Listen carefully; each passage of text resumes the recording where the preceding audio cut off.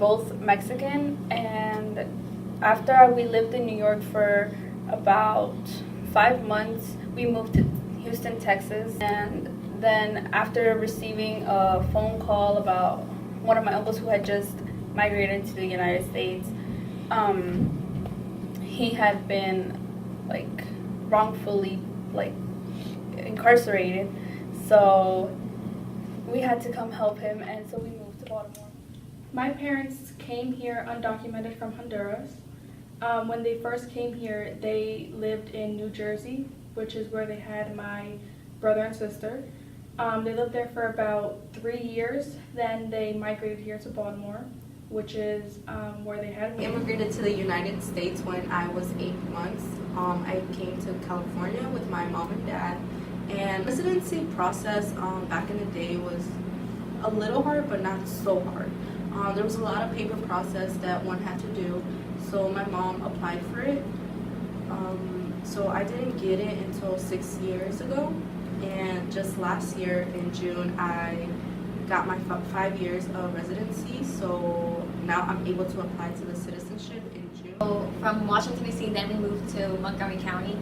Then from there we moved to Hightsville, and then we moved here to Baltimore. We moved here to Baltimore in 2006. Then in 2007, my parents took me to El Salvador. I stayed a year there in El Salvador, and I was able to experience, going to school there. And after living in El Salvador for like a year, I came back to Baltimore, and I started second grade. So both of my parents are from El Salvador. They came to Baltimore, Maryland undocumented. Currently they are living through TPS, which allows them to live here legally. And they have less than a year, or maybe even less than 6 months, to even apply for their citizenship before Trump completely removes TPS.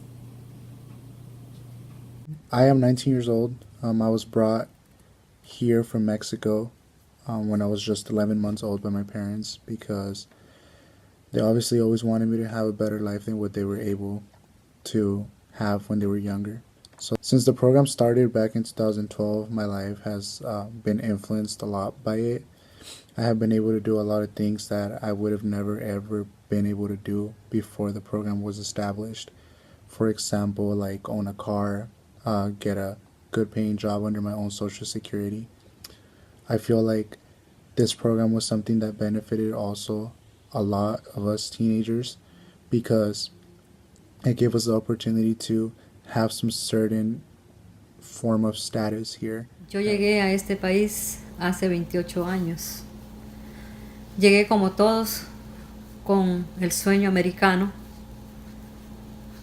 y he pasado muchas dificultades en este país, pero como todos, aquí estoy luchando para seguir adelante con mis hijos. Tengo una familia por la quien sigo luchando y todavía sigo teniendo sueños, porque yo sé que este es el país de las oportunidades. 1992, en esos años el estado político de mi país, El Salvador, era bien crítico.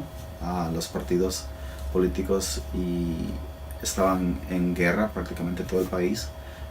Había mucho reclutamiento a los jóvenes, y pues yo fui adoptado por mi tío y llegué a este país a los 16 años. Knowing that my parents came here undocumented had only made me appreciate them even more for what they've sacrificed, like leaving their family behind, not being able to visit, or hearing that they lost a family member over the phone. That has really, made me appreciate them more for what they do now, because they work so much. I think now with the college process, unfortunately, I wasn't able to apply to many scholarships that the U.S. granted, so that was a really big effect on me, because I want to apply for money, but every time their requirements was like, you have to be a U.S. citizen, and then I looked at it and was like, okay, you're not it, so you can't apply. When I started school, there was very little Hispanic kids, so I didn't have nobody to relate to. So all of the other kids that spoke English well, would make fun of me because I couldn't speak English well. racism. I have had many encounters, my parents have had many encounters, my siblings have had many encounters of people treating us bad simply because we're not from here. Pues deja uno todo allá, su familia, a todos sus seres queridos, dejé a mi padre, a mi abuelito, a mis tíos, pues eso me hizo un cambio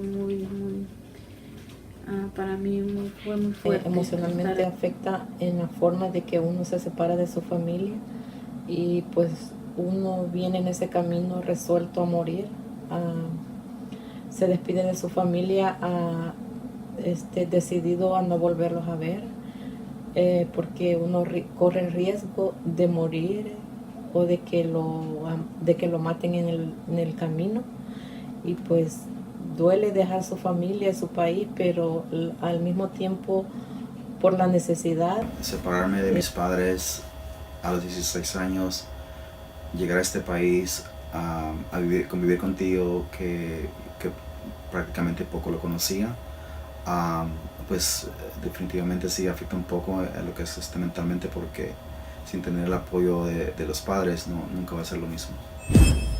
Over there, at such a young age, girls are getting married and girls are getting pregnant. And the reason for why young girls are getting married at a young age is because it's the most convenient way to provide support financially for your family. And since, my parents come from a poor pueblo, it's convenient for girls to marry older men, and then those men provide, the financial stability for that girl and her family. So I think that my life would be somewhere around those lines. Over there, I would probably be in the fields helping my mom pick up food to eat.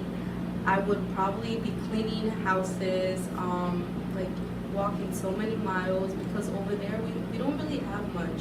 But everyone over there finds ways to survive.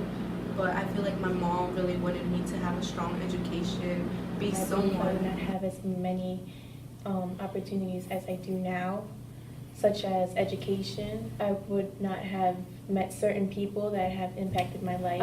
I believe I would not have something to motivate me if I continued living in El Salvador, because there's already not enough resources or things that people can use to be successful. I've seen some of my own family members struggle who came here, being born over there. They came here and they couldn't speak English, so they were held back a year in school because they didn't know the language.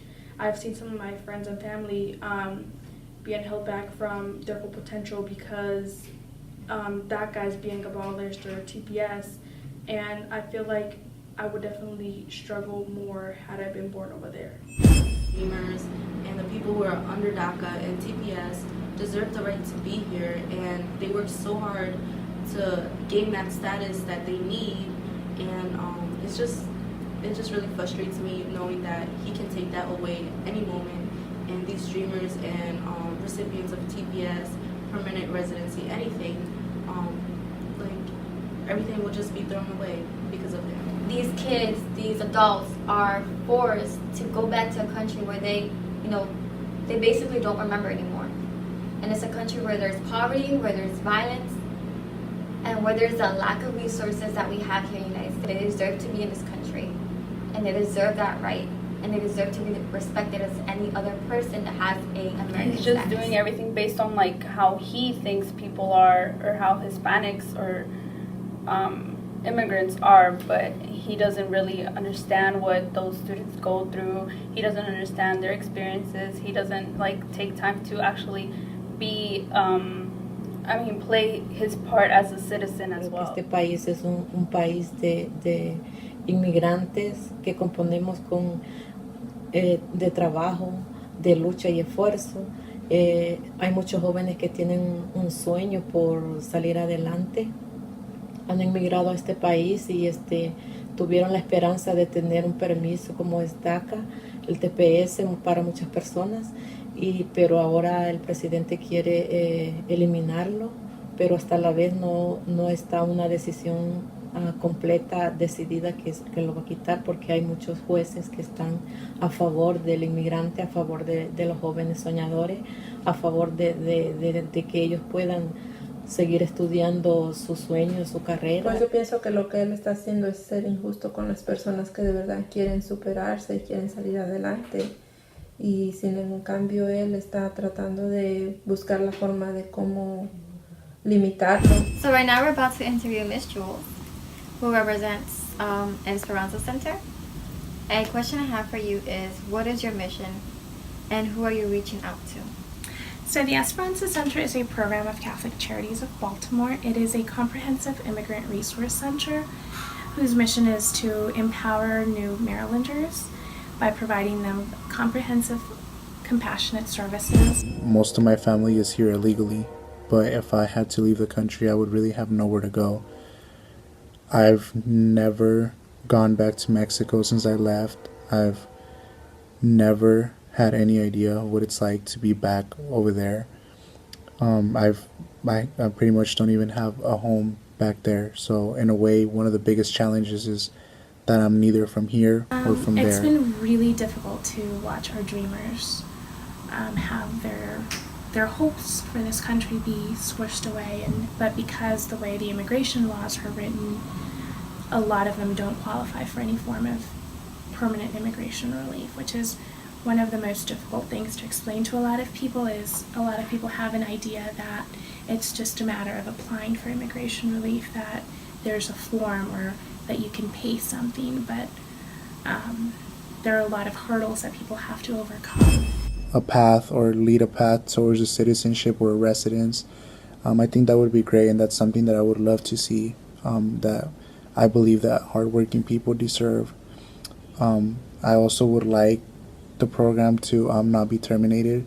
Something that I would love to see is that the program is established permanent, so that even if we don't get a residence or a citizenship or a path that leads towards those things, you could have that certainty that the program's always going to be around, you know. So comprehensive relief that will help dreamers, that will help TPS holders, because TPS holders from not just El Salvador, Honduras, and Nicaragua, but also from the 17 other countries that have TPS should have some form of permanent relief, because they've been tax-paying, lawful people that have stayed here